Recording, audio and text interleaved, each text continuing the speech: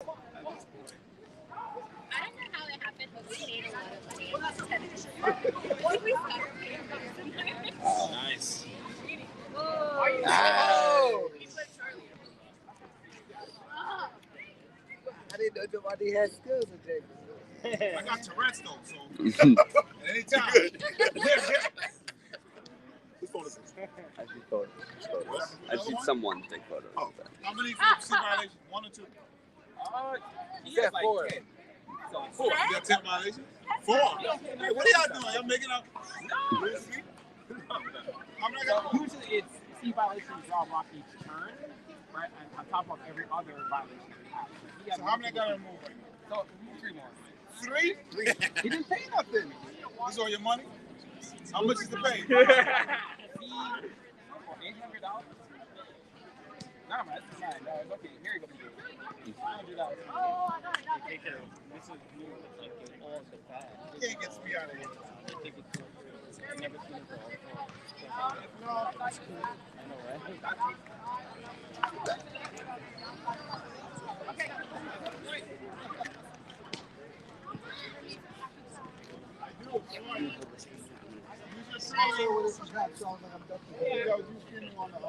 gotta go get my car.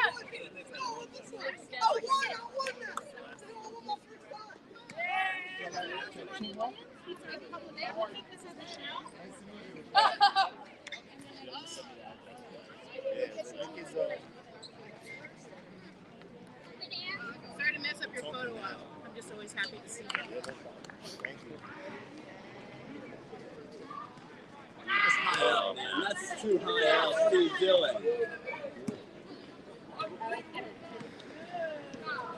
Oh, you got 2 more. Where am I waiting for?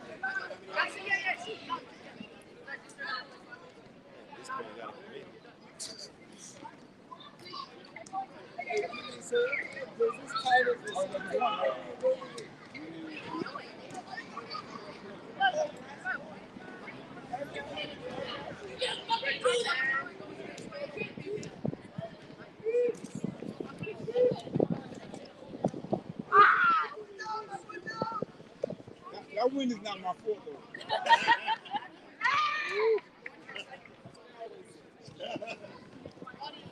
It's this second layer from the bottom, man? Or the 4th layer, maybe? 5th layer?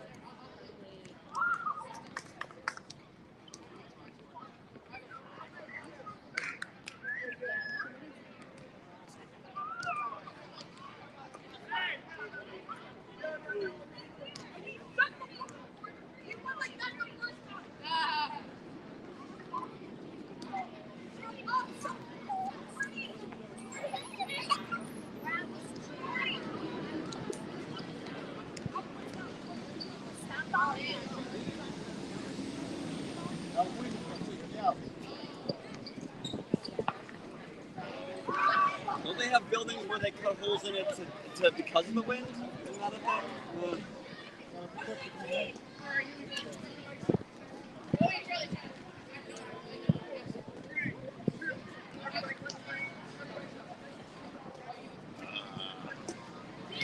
I see violations.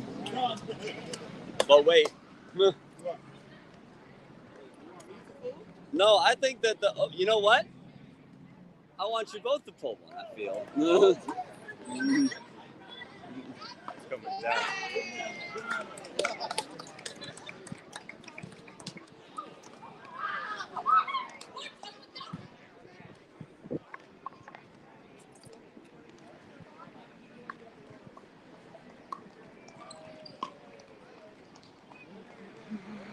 Oh!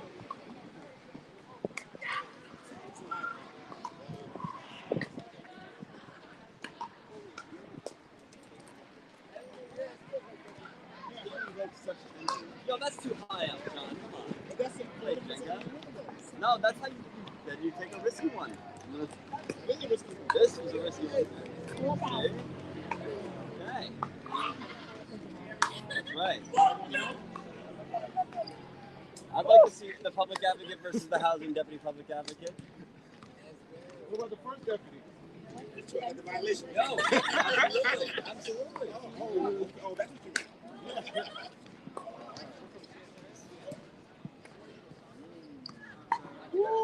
Yeah, that's the suede.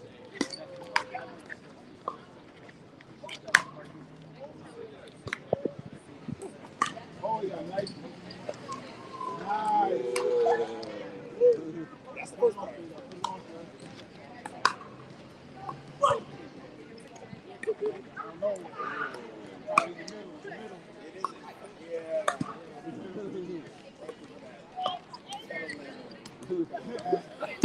Actually, this is not. Yeah, I think it might be it. How many seconds until it's not return? Yeah, I think it's might be it. Yeah, see? All right.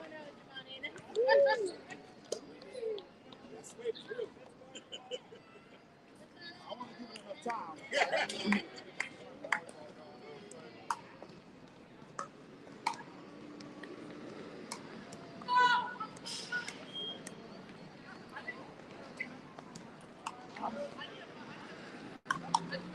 I think that's your one right there, PA.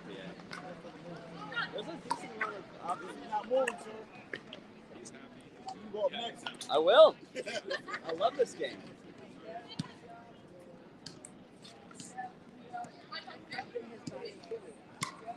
Oh, yeah? Yeah.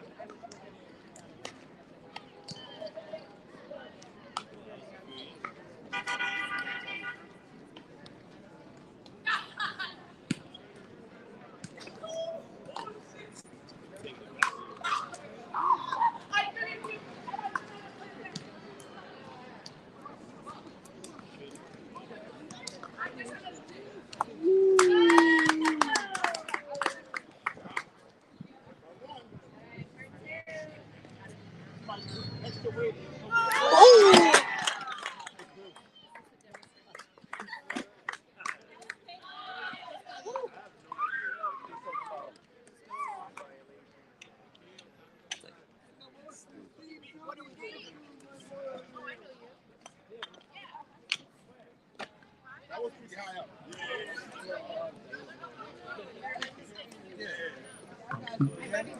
So I hope you guys have fun. We're going to be taking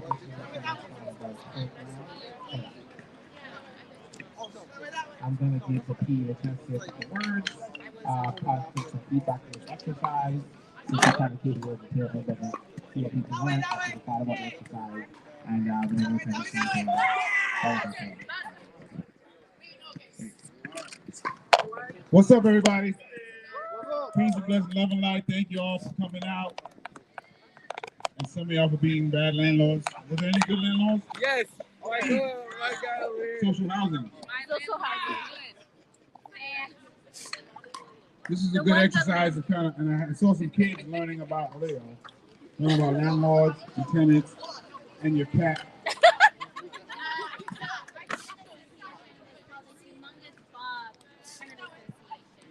Oh, it's a cat? Humongous box. From the building, so write something about that. Alice, Sam, Whitney, and Sabrina. You guys can come on up. Thank you so much. Sabrina is center.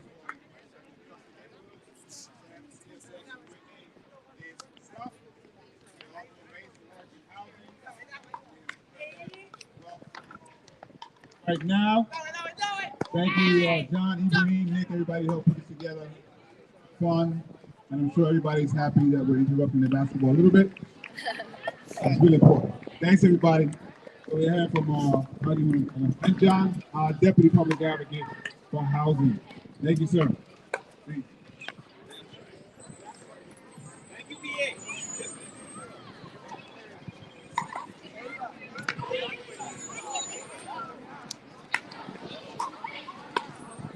I'm gonna just say, housing is really integral to everything. So when I had my second term, on my second term, everybody thought in the council that I was gonna ask to be a public safety chair, and I very specifically said I wanted to be a housing chair. I wanted to show how the interconnectivity of housing and public safety existed, and that people can't get well if they don't have a safe, affordable place to come out of the hospital and get well in. People can't learn in school if they're struggling to figure out where they're going to sleep at night. So housing is a good thing in my opinion. And we now have, as you know, the highest rates of rent in the country, and most likely the world, while at the same time we literally have worse housing stock. And the Rent Guidelines Board is trying to hike rent up even more, which makes absolutely no sense. And I always want to mention, I don't think we can talk about it today, but some of our homeowners, particularly ones who stay at home, suffering from foreclosure and defect. We want to make sure everybody has an affordable place to live in our city. So with that, I'll pass it over. Thank you so much. Thank you so much, PA.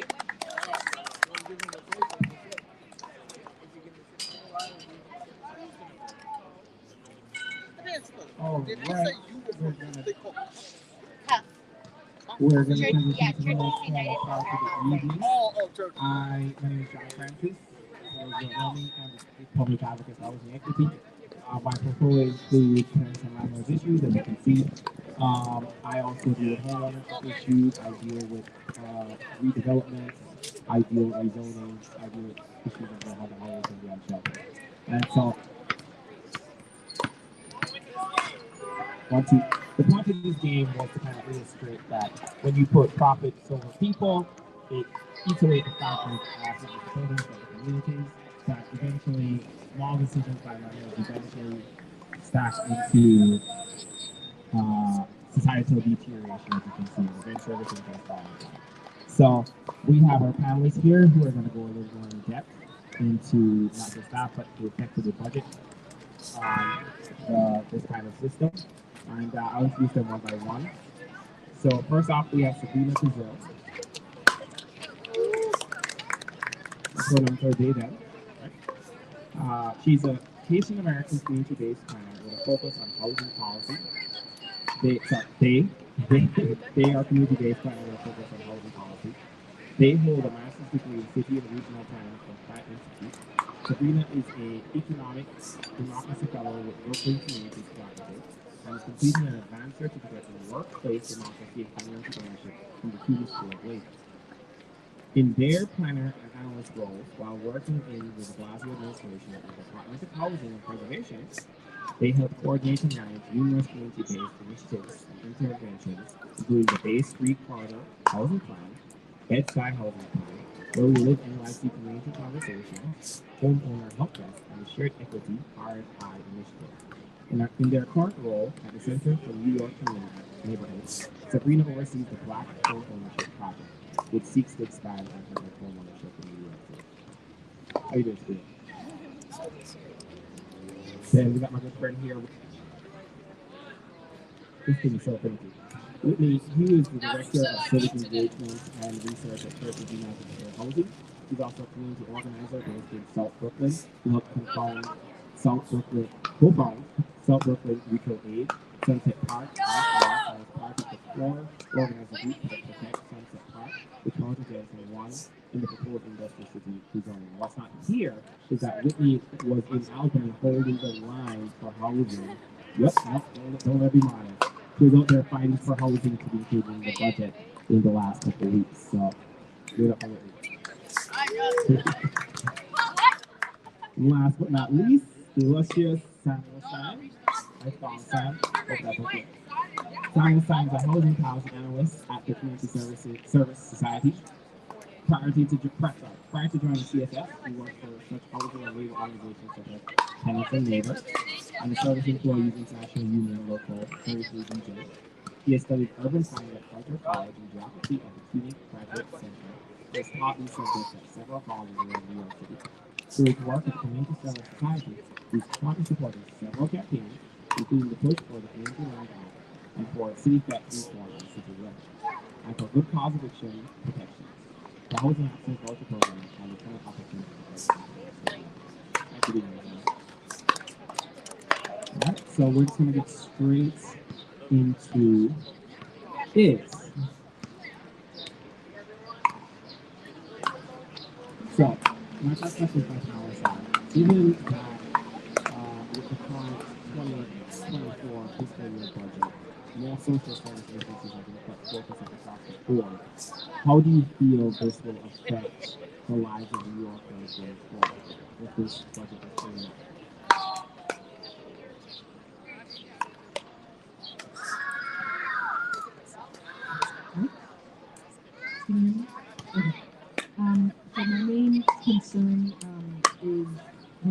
agency staff capacity, which means longer waiting times to manage funding for contracts, paying nonprofit vendors on time, project managing and overseeing programs and program delivery, which means New Yorkers can't receive services on time or will receive reduced quality services.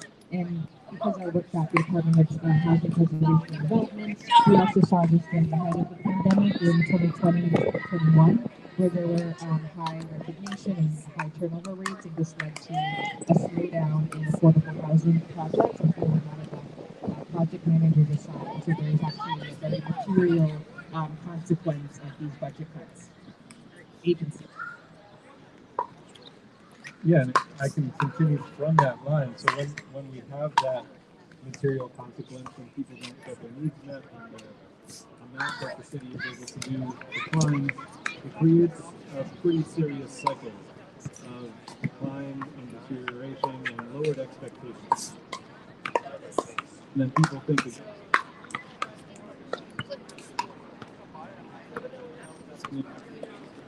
budget cuts come in. I feel like that's where we are right now. Is the city is ceasing to do some of its core functions so that leads that the city should do those functions in the first. That's actually smart.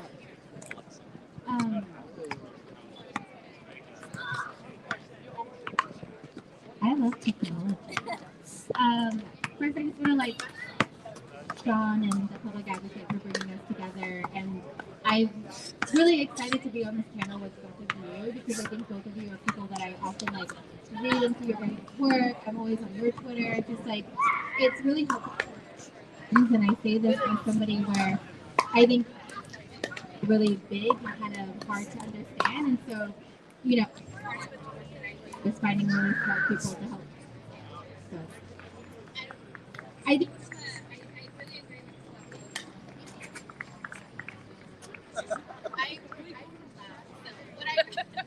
I really agree with what Sabrina and Sam were saying. And I think, honestly, I just want to say I think it's morally bankrupt for our city to be doing this. We're coming off of a global pandemic. We know that we're in one of the worst eviction crises that we've seen since the Great Depression. And I sometimes feel comprehend that we had literal freezers of loved ones on our streets, and that so many of our communities are still left behind. They're not even able to start this ideal recovery.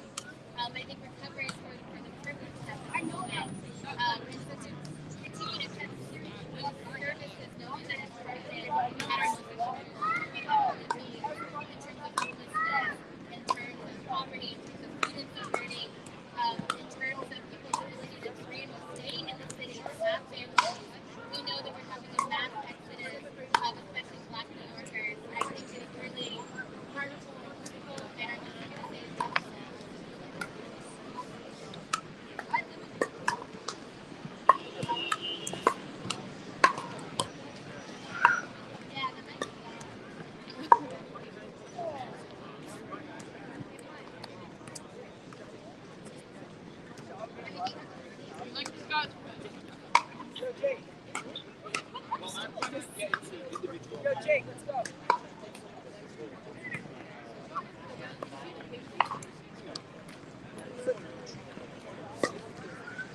Come closer.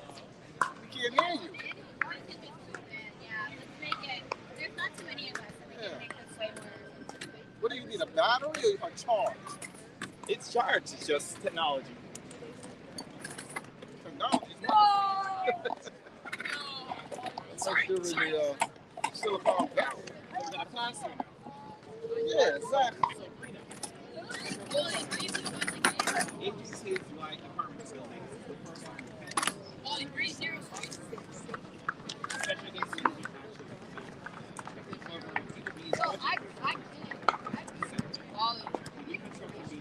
What soccer league are you watching? Oh yeah. Like what league is that?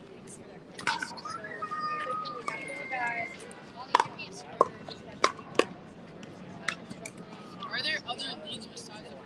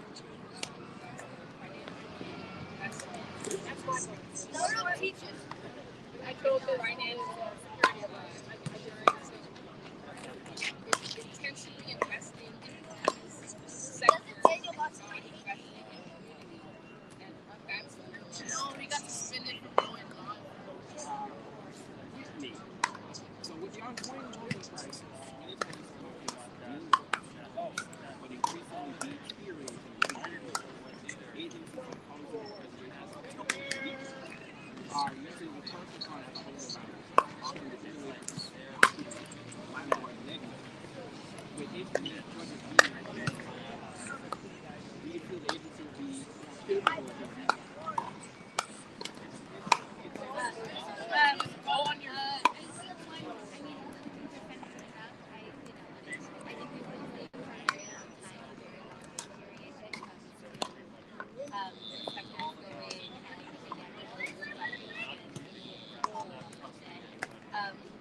know, we can also argue like whether or not code enforcement can go far enough to actually make them go to not $100 fine, grand scheme of things, sometimes chunk of change for these private equity firms that have hundreds of billions. So I think, you know, the access could go really, really next to the question that I think you're saying to really, I think something needs to be addressed. But you know, we have, I think, like we still see advisors that really want to delay, not just in moving repairs, but also the ability to improve also their ability to improve nonprofit contractors, and like a real delay. I can say this. So like, I think we can use that. I think we really want to do a lot more investment, and I think I would also say like, you know, that was so true.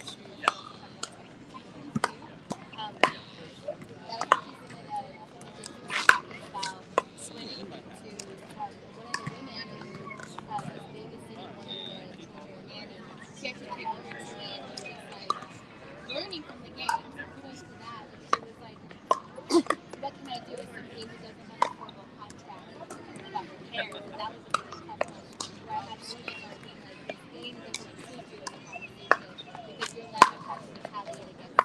So for as much as we can talk about this, I think it's really hard. We don't talk about tenants or owners, and also the fact that it's hideously invading constantly.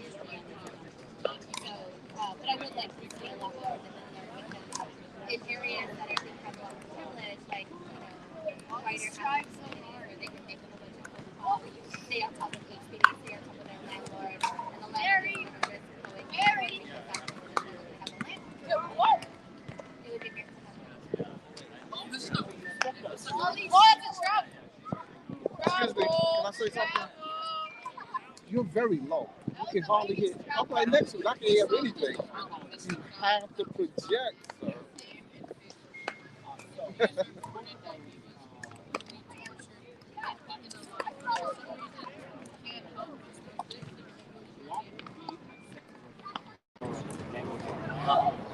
And what are these tools that you use?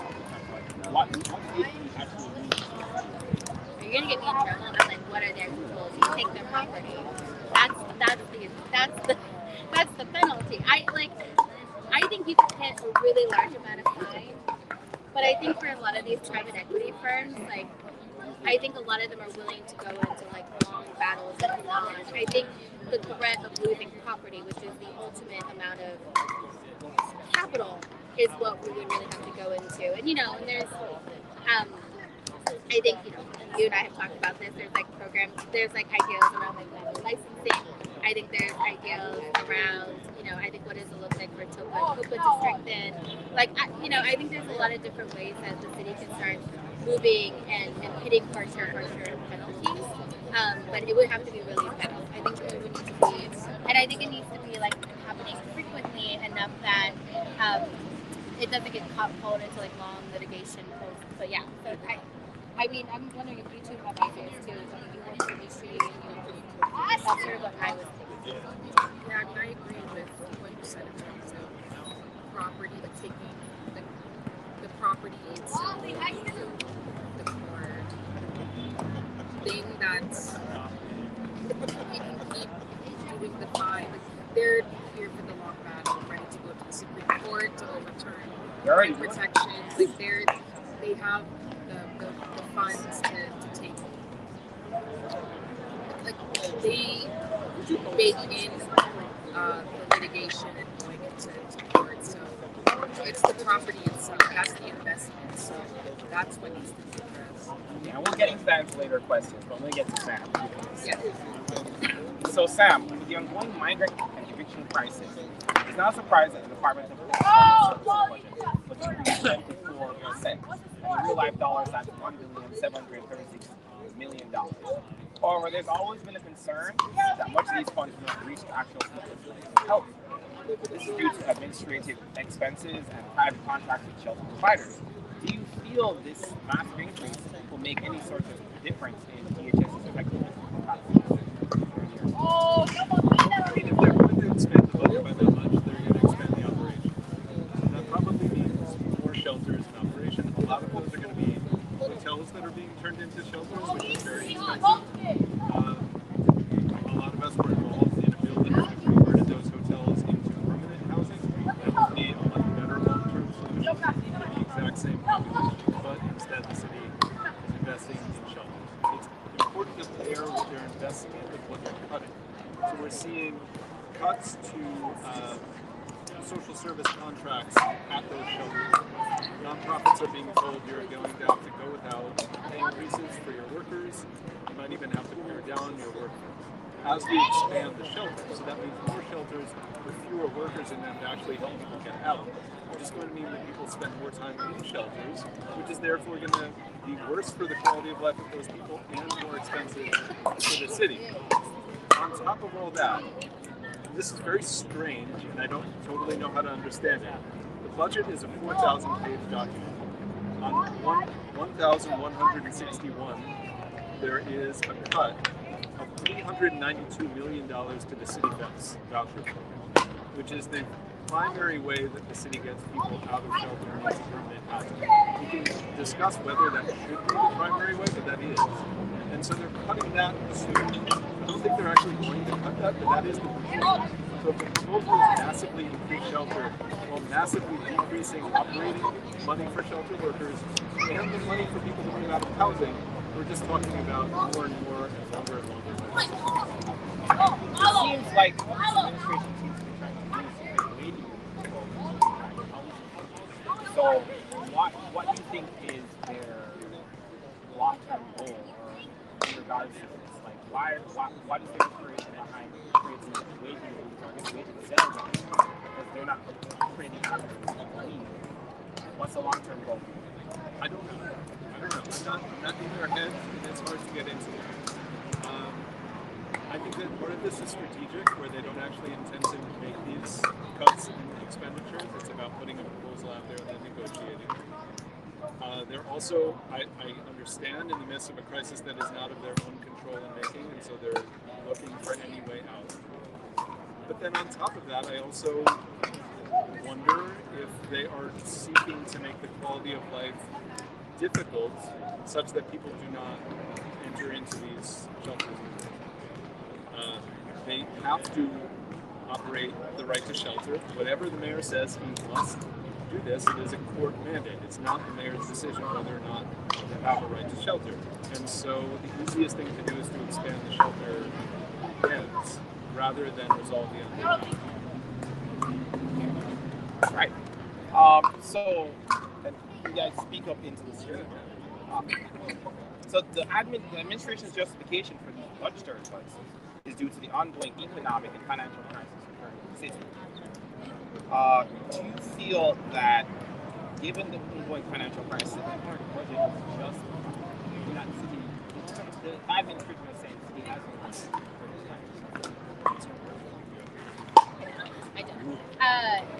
There is $8 billion sitting in the reserve on the city level alone. And I think I can understand a city wanting to desire to have a rainy day fund. You never know what pops up.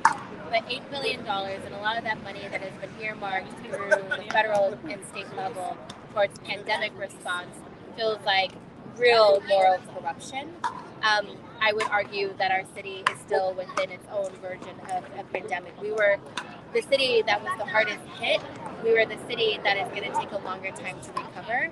And the idea that we're pulling from social services and really pulling from the safety net that we built during the pandemic, and a safety net that we know worked, that we know that we were able through federal programs, state programs, and city programs, really able to see some of the long stem versions around, like, I think when we saw unemployment, when we saw the child tax credit, all the way to different versions I think the food response on the city level and things like that, like we built a safety net, and we know that a stronger safety net actually helps people feel safer.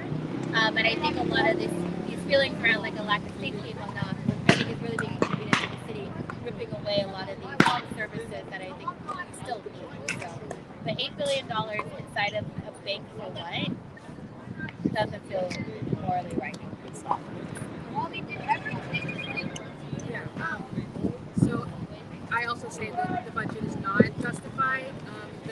The city was in the financial crisis in the 70s, in the 80s, and the 90s, and then again in 2008 and 2011. And then while the economic crisis is due to broader poor economic policies and the leadership of Washington, mayoral and gubernatorial leadership have largely followed the footsteps of federal economic policy and of their mayoral and gubernatorial predecessor. There have been no attempts by any mayor or governor to fundamentally reshift or reconfigure state or city and state budget priorities away from the status quo, where more money is allocated to policing and carceral institutions and where austerity and privatization measures are implemented. So, like, when you're not seeing the problem,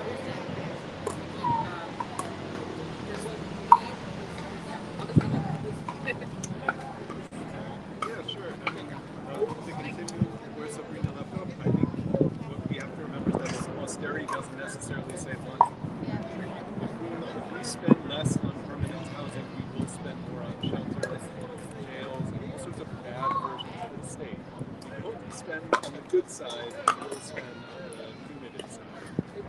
And I think that's where the direction we're looking at, as if that was a wise decision. Also get back to what Sabrina said earlier, that we have put so much to the finance, insurance, and real estate sector as the city's growth machine, we end up spending a lot of money to keep it going.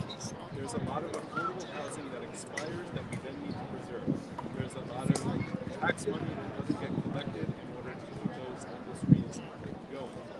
If we decommodified a substantial portion of our housing, that would actually save money for a very long term. We would also not collect taxes, but we're not collecting them right now from our financialized real estate sector. So we got to invest in the means to actually have a sustainable economy. So now we need to invest in you? Yeah. The only building is still. That's right. Well, so we did the social housing conversion. That's a community land trust, tenant control. It's possible. Excellent. So while there have been a lot of budgetary cuts, there were some items that were maintained or added that might be beneficial to New Yorkers. For example, the homeowner protection program. What items in the budget do you support? If any at all? I mean, I do support the homeowner protection program just because it is a major lifeline that sustains and maintains ownership, especially Black ownership, which is declining. And the HOP program funds a network of legal services and housing counseling for foreclosure prevention, home repair. So it is critical that that was funded, but obviously other programs need to be funded.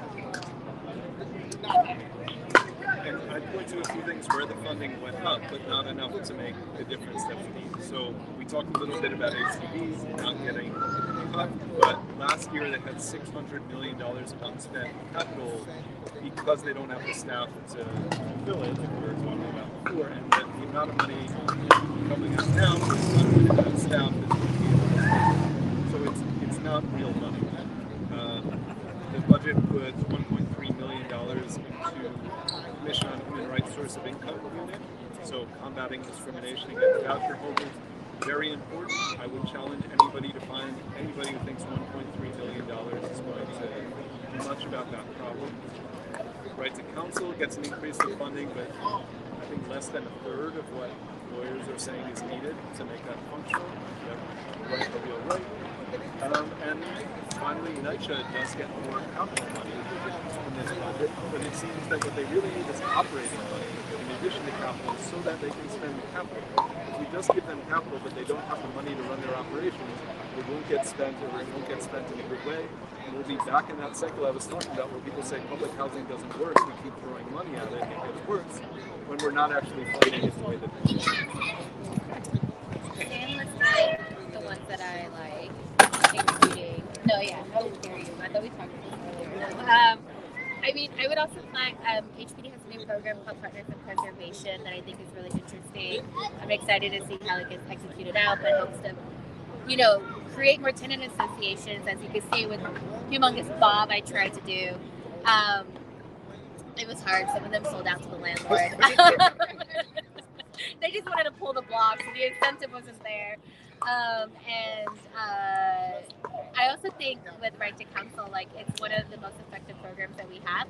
87% rate of tenants who Right to Counsel get to remain in their homes. And that is astounding when you think of, I don't know, statistically, close to 90% of people being able to remain in their home. I think, one, it shows you how corrupt landlords really are pushing people through the court system. That even just we're not even shifting tenant protections. We are just giving them the basic equal playing field of a lawyer 8 out of 10 times they win. So it should be fully funded ASAP. It's the one thing that with our members who are in eviction court, that if we really, really want to see a change in the result, it's really just getting them a lawyer. We can protest and stand outside, but a lot of times our tenants, they don't want to get into a big, messy battle. They need to work, they want to live, they have their children. The last thing they want is to stand outside and protest and try to keep the marshals out. So getting them a lawyer and preventing that eviction has been the thing that has helped our tenants the most.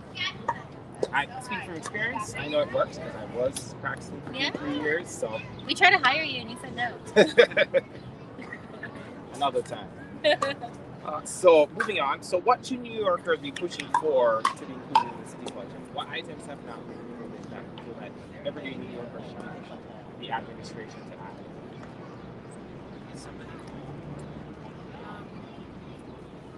Well, we really need to take a broader step back to look at both our history and what our values and goals are for what we want to do with the budget. We know that New York has historically protected and served wealthy and white communities, and this is seen through the history of redlining and the way that white communities have historically been deemed as more valuable and of higher value. And we need to understand and recognize that New York has not put its resources in historically redlined areas, and that we need to fundamentally reshift and overhaul our priorities completely in order to move in a direction of racial justice and climate justice. And so that's a way that New Yorkers can kind of rethink about or approaching the budget. And if we just think about some of the things we talked about here today, the mayor, when he was campaigning, ran on $4 billion for HPD. That would be a start. NYC needs money. DOB needs money. All these agencies need money just to do what they used to do and to do it better. But then we also need a real shift toward a different kind of housing model. We used to have a program called Neighborhood Pillars, which said that the city will buy out distressed landlords and convert into either tenant control or nonprofit ownership. We should be doing that again. We should have been doing that when the market was at its lowest. That's no reason not to do it now. So that shift into community ownership and social housing is the direction. Yeah, and I think it's hard not to say this without also addressing who is continually receiving money within our budget. And I think I'd really push everyday New Yorkers to be really critical about what they really want to see for everyday systemic change. I know safety gets hit a lot with policing, but we can also be really critical that policing shouldn't also mean overtime when they're just sitting on their phones, right? And then what does it mean to have more police in our subways and whatnot versus, I think, when they do actual polling, most New Yorkers actually do want to see more care for our homeless New Yorkers. They want to see more mental health services. They want to see some more affordable housing options. And I really would challenge New Yorkers to know that, like, the everyday constraints and stresses that they're feeling, that we do have the ability and the real power to shift those. It just takes a lot of work, and also I think holding elected officials accountable in so many different ways. But I think what Sam and I were kind of talking out there is, like, you can't go yell at Joe Biden, but you can go yell at your council member who votes on the budget. You can go bird dog, as CUNY law students did yesterday, Mayor Adams. Like, these are people who are accessible that you will run into in our streets. And I think New Yorkers should feel really empowered of being, like, really defining how they want to see safety. And I think for a lot of people, it's education. If any, you know, as much as I want to talk about housing, the real, I think, part of the budget that they're attacking has been DOE. And what does it mean for students who we know are often, who are also being evicted, also dealing with housing instability, that one of the safe spaces that they have had for so long, schools, are also being underfunded and cut.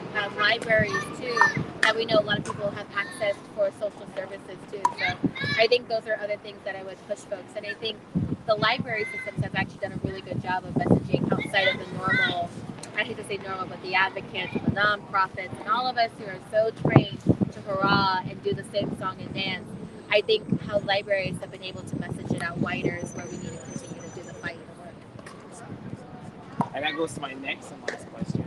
So, if a satisfactory budget is reached, what should New Yorkers be doing in response, especially leading up to the next budget? Kind of just like bouncing off what you just said, Whitney. New Yorkers should, push their elected officials, but also with their own, like, people's plan and people's budget that reflects their needs. And organized around them. Because I'm not sure if there is a plan that's coming from executive leadership, from, like, the mayor, from the governor, that is completely in alignment with what everyday New Yorkers need.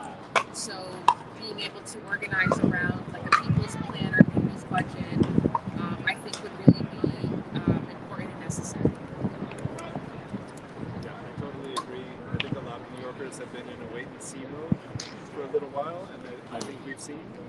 And now it's time to propose the alternative, to not wait anymore. To let them come down and be good. It's not going to happen. And hold your council members accountable now.